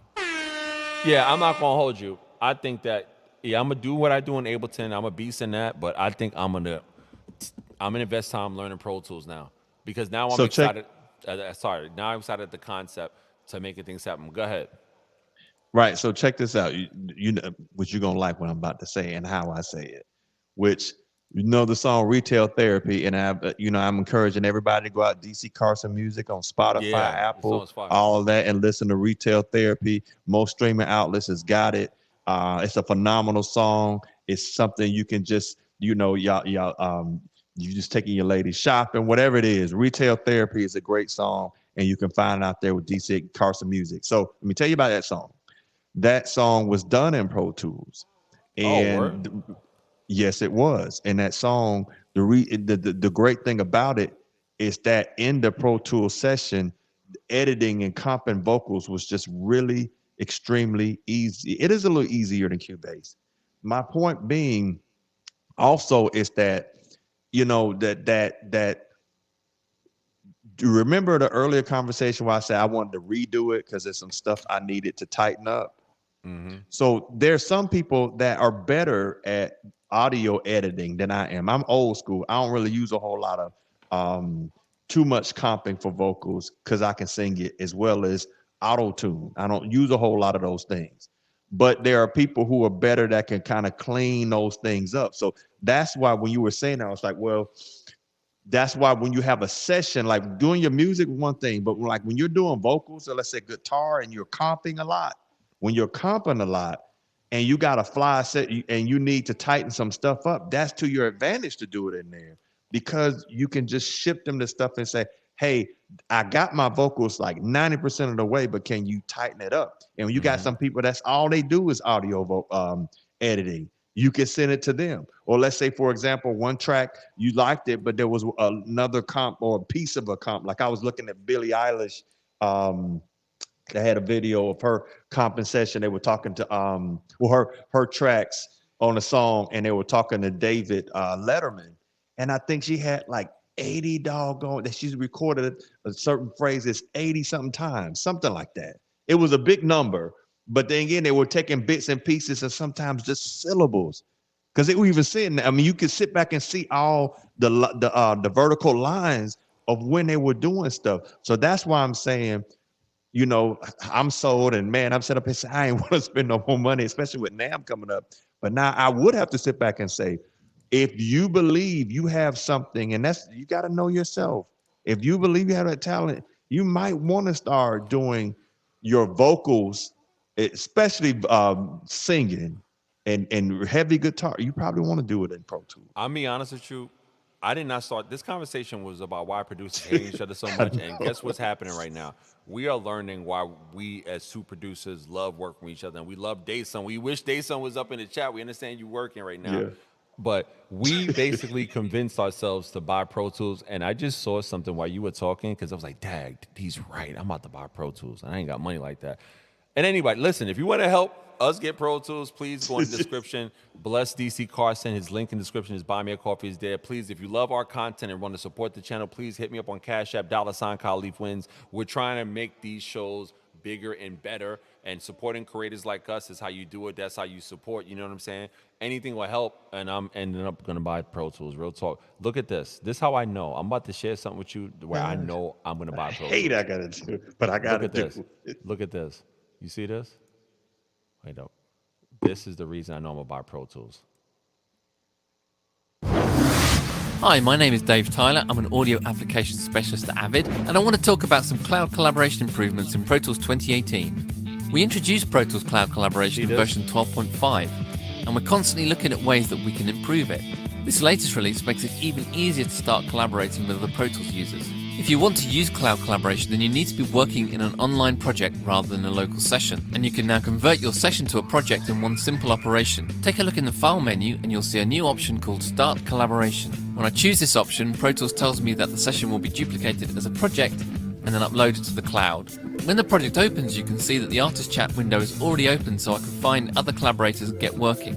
And don't forget that you can always start from scratch with the project, but use the option not to back it up to the cloud so that you can make use of useful project features such as revision history. To check out all the new features, just go to avid.com. That's crazy. So producers, a primary reason why Pro Tools is a great investment, because if you're working on collab projects with another artist, you can be in this, like me and DC and Dayson, we can all be in the same Pro Tools session making tracks at the same time. Dang, I did not think I was going to need this conversation was about producers hating each other, and it's turned into producers helping each other. Like, real talk. Let's give it up for unity. Like, you know what I'm saying? Like, DC, think about this, and all producers who are watching is thinking about this. The reason Pro Tools is a sound investment, again, we have been made believers right now on a live stream talking about another topic. Yeah. The reason why it's a great thing, if you're working on a collab project with an artist, you're working on a collab project with another producer, the fact that you can have the cloud collaboration and we can be on FaceTime, on video chat, and we can be working out an album, and DC's in Tuskegee, I'm in New York, Dayson's in Maryland. We can all be working in 3 different states on the same tracks with the same session open. But you know what probably got us away from it? Very similar to the subject of the content, like producers hating and fanboy stuff. Is that we maybe got caught up in some of that things. It's like, no, I'm not going to do it. You know, versus sit back saying, well, wait a minute. Now we went from saying our initial thing, but notice the conversation we were willing to say, well, wait a minute. And I think that's how producers have to be. It's like, okay, I can have a thought or, you know, a belief, but it could be a limiting belief. Because now it's to a point where you could do something and then you ask me, hey, I need you to play guitar on it or something like that. And it's like, cool, I go and hear this. Hey, could you mix this for me? Could you try to do that little clean stuff that you do? Or, hey, you got the tape plugins. I don't have them. Could you do it? And then like make then make new tracks from it and then hide the old ones so then I can sit back and A/B it. I mean, I did not it's a plan no to buy Pro Tools. I'm pissed. Neither did I. And I didn't want to buy it, but now I'm sitting up here saying, man, come on. I mean, if you think about it at this level, again, it all depends, and that's not saying people are any better than the other, but this level and where you want to go, the collaborative efforts. Now, I'm sure you got the ability to do some stuff. I'm curious to see what Ableton can do. And I know Cubase can do some things, but again, Cubase is bigger overseas. If I'm working with artists, you know, maybe over there, I'm got a hookup in Germany or something, or Japan or something like that. Well, not Japan in Pro Tools, but if I got on Europe or somewhere, I might want to just keep my session in Cubase. But at the end of the day, check this out. If I'm recording it and it's just me, then I can do whatever I want to do. But if I plan on collabing with people, Yeah. I probably need a more universal platform. Look at Dayson said you have satellite sessions too. Was that in Pro Tools as well? Yo, Dayson, I know you. Are you come up in the stream, brother? If you can, I get it. But come up in the stream, that'd be lit. And anybody who wants to add to the conversation, immersive. If you want to come up in here and talk on the topic, most definitely. I got the stream link right here. You can come up in the stream. Please be civil. We ain't trying to be crazy up in here. But yeah, Dayson, if you can come up in the stream, yo, bro, I'm not gonna lie. I sold myself on this. Yeah, I'm getting Pro Tools. Like real talk. Like, you know what's crazy? Like you said earlier in the conversation, this is how I'm gonna start. I'm gonna start with the Pro Tools First program. Well, that's free. And I'm gonna start there. And Dayson, if you can't come up in the stream, it would be beautiful. But if you can't, I understand. Immersive, or anybody that's watching this, if you want to come up in the stream while we live, most definitely would love to chime in on this. Satellite sessions. Let me look up satellite sessions real quick. Satellite sessions. Hold on. Satellite sessions. All right, what's that? Satellite session. Oh, that's mixed in key. Oh, I like it. Look at this. This might be cost effective. Look, this is what Dayson says, satellite sessions. Satellite plugins. You see this, DC? Yes. He said this the award-winning plugins cross-platform with Ableton Live. Oop, that's my thing. Logic, FL Studio, Pro Tools, and other DAWs. Announcing satellite plugins. Welcome to Satellite Plugins 2.0, the groundbreaking new music collaboration software by Mixed In Key. It's the fastest way to collaborate with anyone, anywhere, without ever leaving your door. Here's how to get started with Satellite Plugins. Go to mixedinkey.com/satellite and download Satellite Plugins for Mac or Windows. Activate your account and open your DAW of choice. I'm in Ableton Live. Add Satellite Sessions. There's a VST or AU instrument plugin on a blank new MIDI channel. This is your project hub. All audio and MIDI tracks that get shared in the session will be added to it. Every participant in the session will see and hear the exact same stems in their own Satellite Sessions plugin. Hold on, but how do you, like if you're using Cubase and I'm using Ableton, Dayson, if we're using 3 different DAWs, how does Satellite Sessions work with that? Like, let me just listen more. Plugin. Next, add satellite audio to any audio channel that you want to share. Satellite audio is record-enabled by default, so don't turn that button off. It should be illuminated red. The corresponding channel in Satellite Sessions will also be lit up red. This means Satellite Sessions is ready to receive whatever audio you now play into your satellite audio-enabled channel.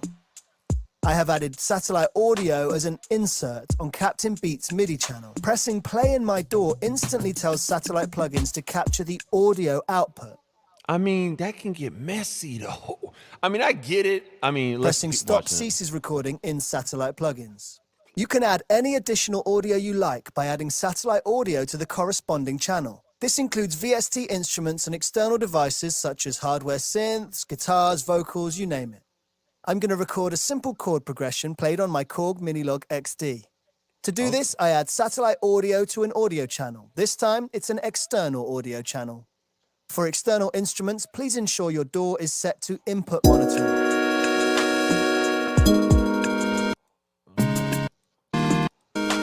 Ableton to capture the MIDI for my chords too. You'll see why shortly. Any instrument will also work. Go nuts? We can do this with MIDI too. Picking up the MIDI. He can download any stems from Satellite Sessions straight into his DAW. For this example, James downloads the MIDI files for chords and bass to replay in new instruments. Using the MIDI from my Ableton project to play Captain Plugins instruments in his, he can quickly upload the new audio to Satellite Sessions.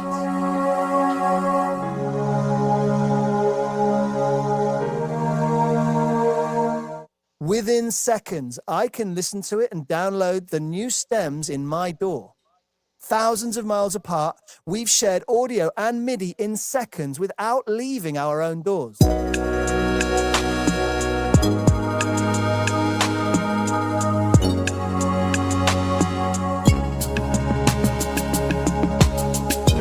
That's crazy.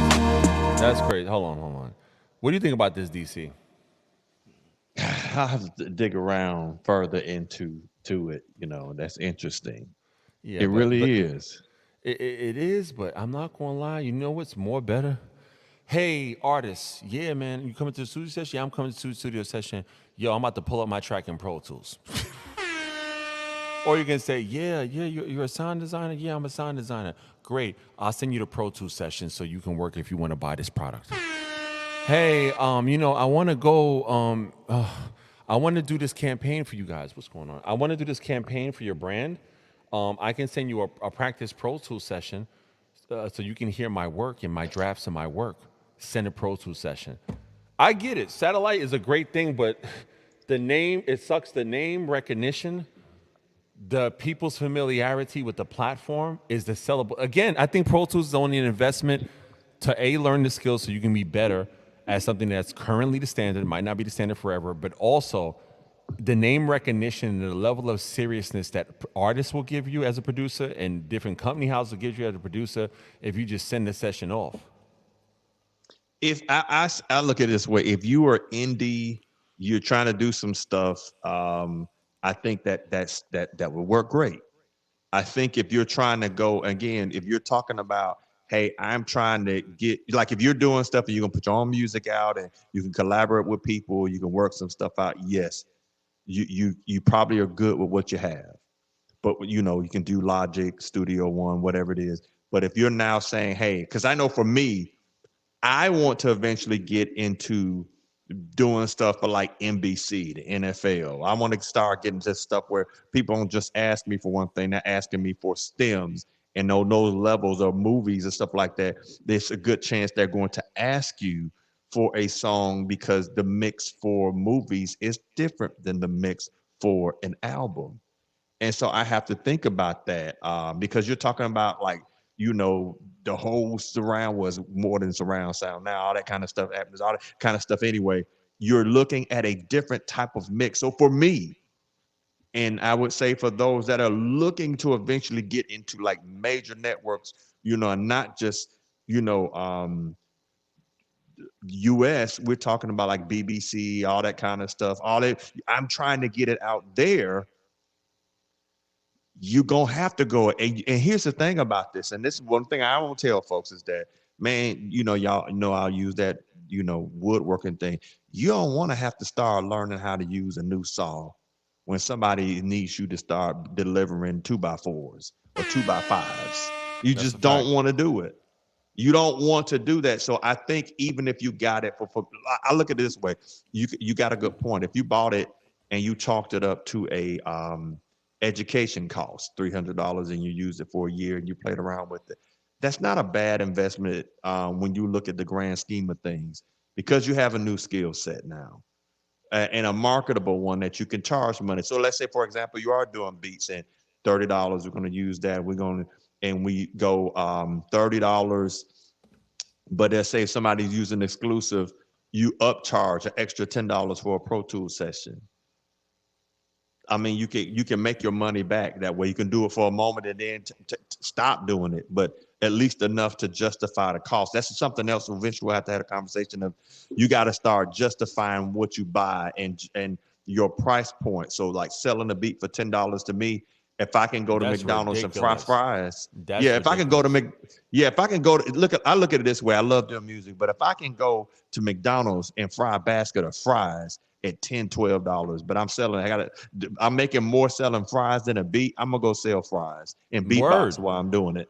First of all, nobody in there should have sense should be selling it each of their beat for $10. I ain't telling people how to run their business, but come on. You know why? Because it takes time for us to come up with the idea. Yeah, these microwave producers, they'll make like 300 beats a week, which is whatever. But I'm not selling my beat leases, and I'm about to put them in the description of my BeatStars store. Like, real talk. Like, my BeatStars. So if you want beats, most definitely go into my link in bio. You can find the information. Here's something that Dason said. He said, especially for sync licensing when it comes to Pro Tools. Here's Yeah. something that I saw, brother. It's going to piss me off too. But look, satellite plugins is free. Look what it said. Why is it free? It said COVID. Well, I'm not gonna say the C word is tough on everyone, and we want to make collab easy and safer for musicians. So the more music can still be made together. So we decided to make a free version.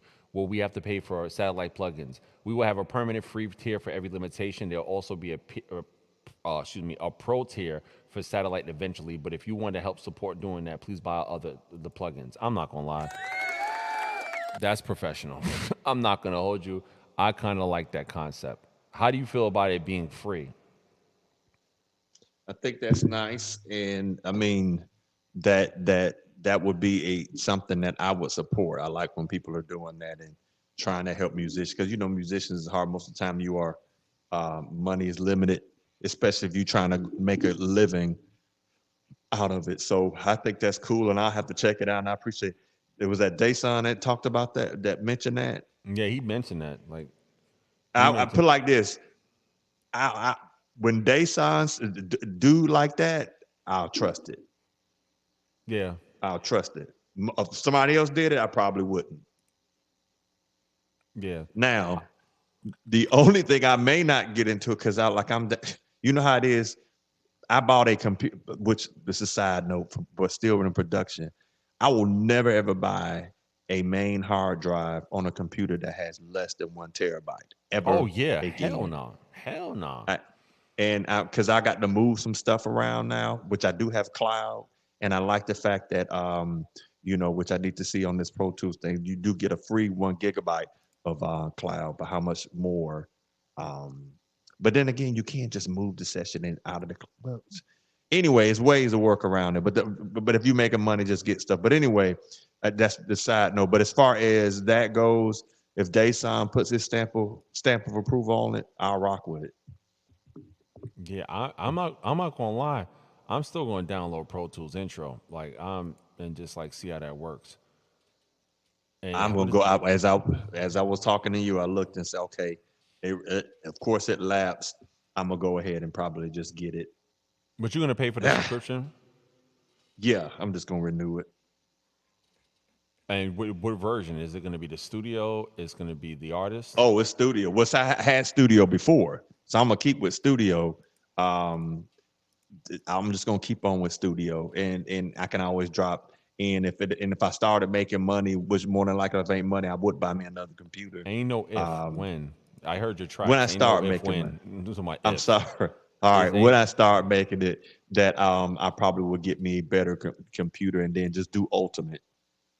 But I don't need Ultimate when I have access to other stuff. That's kind of what I'm saying. And like a lot of people don't look at it, like I said, like with, for example, Pro Tools, Ultimate, you can have a whole lot more audio tracks than you can with Studio. But again, I sit back and tell folks, why y'all doing these sessions with like 80 and 90 doggone stuff? I mean, how many freaking maracas do you need? Maracas. At the end of the day, no, man. It's because when people feel stuff out and it's like, no, my dude. And again, but I would tell you Pro Tools is nice on system usage. Like then the other thing that I didn't do is because I knew I didn't upgrade it because I bought the M1 silicone, the Apple. I bought the iMac, Mac Mini, and that Pro Tools didn't support it just yet. So that's another reason why I paused. I think it's cool if you ain't got all the money in the world. Everybody got $10 a month. Real talk. To get the basic version, you got $10 a month. Well, I'm gonna tell you this, Frank, and you know how it is. I mean, where's Dayson, y'all gonna know that if you think you finna come into the music business and skimp these days, it ain't happening. You can't skimp as an artist. You can't skimp as a producer. You can't skimp as a videographer. You can't skimp as a graphic designer. Graphic designers are tied in to Adobe, their subscription model. Videographers might be tied into Adobe Premiere Plus or some other, whatever it is. You're going to have to invest money at whatever part of the craft you're into. Think about it. Look what we're speaking on. These mics, what do they cost? Money. And speaking of that, if you want to support my content, please hit me up on Cash App, $Khalif Wins. Please support Dccarsonmusic. All his supportive links are in the description, most definitely. Dayson said this. He says, Eldre used it quite a bit for his Twitch page. He's talking about satellite. I think it's great. It's free. He also says, I tried it with other collaborations. Dayson, I wish you was on this live, but I understand why you're not. I understand. Whatchamacallit, I'll say this. I did not think this. I guess I'm going to learn Pro Tools. And I'm going to start with the free version. I'm But gonna start with the free version. but again, it won't take long because there are a ton of videos out there that will teach you how to use it, and it really gets pretty easy. To utilize it. Hmm. So that's the great thing about Pro Tools. Now I will say that their community, as far as from a learning perspective, is phenomenal. There are a ton of videos because I mean, think about it, it's been around for a long time, and that's one of the reasons I even also gravitated for Pro Tools because the tutorials were a lot better than Cubase. I mean, the tutorials on some of the Pro Tools, it would save me months of learning how to do stuff. Hmm. But I'm telling you, but so that's a plus. But man, like kind of going back to that money again in this thing, if you like for music, I would sit here and tell this is the one thing that I've seen people spend $3,000-5,000 on equipment and stuff like that. But here go the one thing in the studio that most people do not spend money on, and you saw me painting but doing stuff, and that is Room treatment. acoustic. Yeah. Yeah, I mean, at the end of the day, is you there's a cap on it. Like you can get 95% of the way there, but that last 5 cent is gonna cost 5% you're trying to get this great sound. It's gonna cost you. So, Frank, I guess we will be challenging each other with Pro Tools. We owe each other a song done in Pro Tools, and to even come and do a listening party on making better tracks where yourself, me, as well as Dayson, we sit back and we drop some tracks and even invite some folks to show up with their tracks. And yeah, and we can have that show, and then we can have a show called Learning Pro Tools. Real talk. No, I'm not gonna lie. Like the whole Pro Tools collab feature, all three of us collabing on Pro Tools at the same time and doing it that way, like we can do it like that. Civil Days said Jacob Collier uses multiple tracks in his production. We'll have another show, have Dayson on. This is a very impromptu show. I thank you everybody for joining. Again, as I said, please support DC Carson Music. All his information is in the link. Support him, hit his links, give him some donations, most definitely. Please, if you want to support my channel, hit me up on Cash App at $Khalif Wins. Today's topic was why do producers hating each other so much? Guess what? The topic, we create solutions. You can pull back to around the beginning of the video, and then we moved on to that topic, talking about the subscription models and if there was a benefit or not a benefit or things of that nature. And then we basically fall in love and about to invest in Pro Tools. So hold on. Civil Days Music said, I have to build my own acoustics. What I want is expensive. That's a fact. Listen, you talking to a person whose acoustic soundproofing was using a bunch of egg cartons and foam, like bed foam. Real talk. So watch this. Well, dang it, I can't.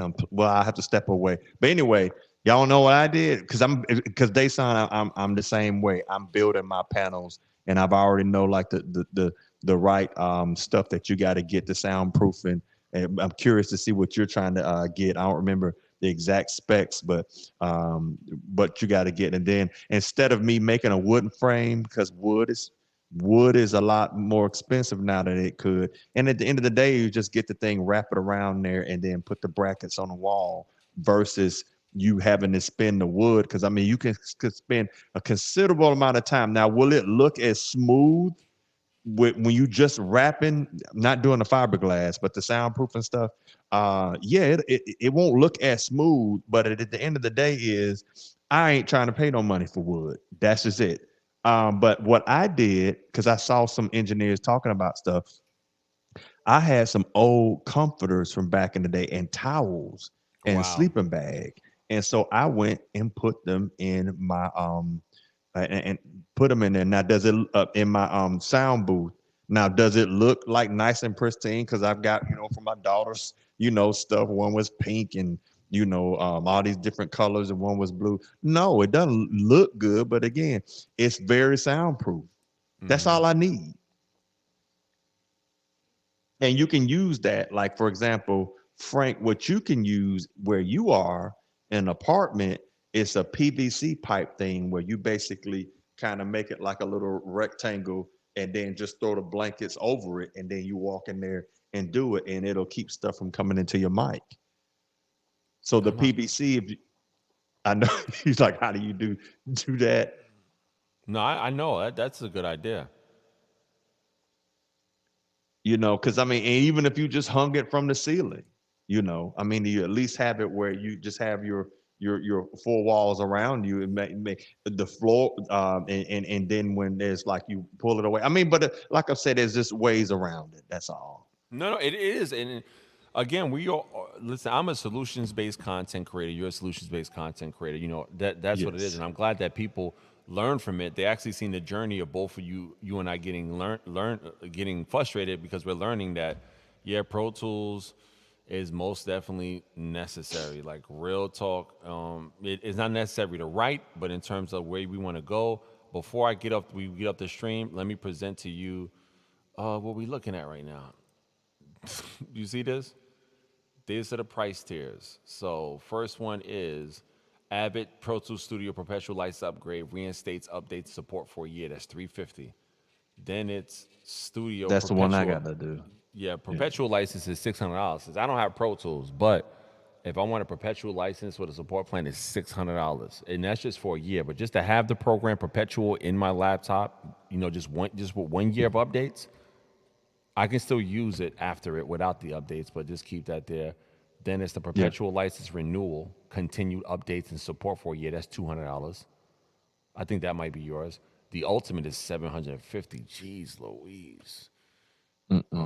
Thunderbolt rack system. Nah, wait, that's 10 racks. That's 11 racks. Avid Pro Tools Studio perpetual license renewal for teachers and students, 100. Perpetual license renewal for education facilities. Thunderbolt, so on and so forth. Yeah, I mean, I think that's decent to have it forever for $6. That sounds like a decent situation. Yeah, I for wonder sure. if you could, because your daughter's in school. I wonder if you could use that. It's because I would use that or too. or Dason teaches. Oh yeah, Dayson. Dayson, you can. We'll talk later because I don't want to get into the movie Pirates of the Caribbean. If you know what I'm talking about, I don't want to be Captain Jack Sparrow. You know what I'm saying? But Yeah, the cloud collaboration sold it that for me. R. Yes. The cloud collaboration sold it for me, and I think that I'm gonna master. Pro Tools intro is like what, 8 MIDI tracks, 8 instrument tracks, and 8 audio tracks. I can wiggle around that. I can wiggle around eight tracks, eight, because that's the same thing with the MPC key. It's eight VST tracks. Yeah, I mean, like I normally may use like 8 to 10 for background vocals, so I need a little more. But I could get away if just basically bounce them down. But at the end of the day, is you're right. Just to learn, I think that's smart. Get in there and play with it, and then once the once you got some more butter to put on the bread, I mean, go for it. Butter to put on the bread. Yo, check this out. There's a 30-day free trial of a full feature version of Pro Tools, 110 plugins. After your trial, choose which version of Pro Tools is right for you. You know what? I'm gonna start with the free, and then I'm gonna choose which version is right for me. I'm gonna start with the trial. But Dad, learning how to use Pro Tools after never using Pro Tools, that's gonna be something different. That's gonna be something Yes.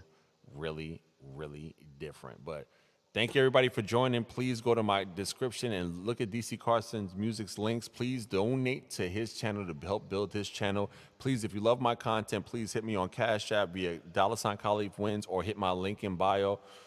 Or the links in the description, the links in the description, and most definitely donate because we're trying to build bigger and better. Thank you, DC, for taking the time to have our usual phone Yes. conversation on the internet live. Yes. Thank you, Dayson, for being here. Thank you for Mercer for being here. We'll talk to you, Dayson. Most definitely, this was impromptu. We just snatched this out the bag. This ain't technically a show. This is just an impromptu. You know what I'm saying? Everybody have a great Yes. day. I'll talk to you a little bit after DC, all right? All right, brother. See ya. Don't hang up as usual.